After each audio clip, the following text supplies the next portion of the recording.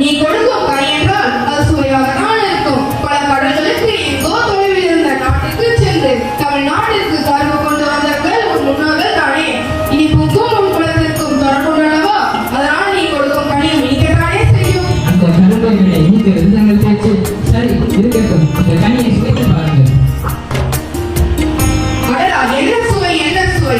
இவ்வளவு சுவையுள்ள கனியை நான் எங்கும் உண்டதே இல்லை. என்ன கனி இது? நெல்லிக்காய் இன்னொரு வகை.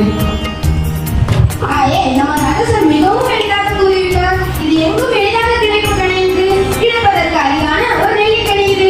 எப்போதாவது ஒரு முறை நான் காய்த்து படுக்கும். இன்று நாங்கள் காட்டுப்பகுதிக்கு சென்ற போது ஒரு மலை உச்சியில் இருந்த கருநெல்லி மரத்தில் தீக்கனி பழுத்திருந்தது.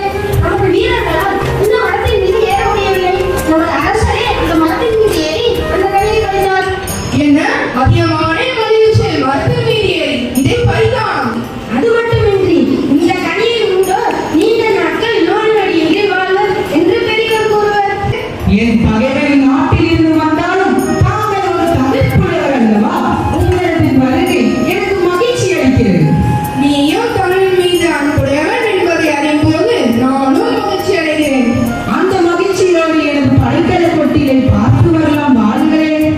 உன் படைக்கவில்லை பார்த்து நான் என்ன செய்ய போகிறேன்? எத்துணை பெரிய படைவலிமையுடைய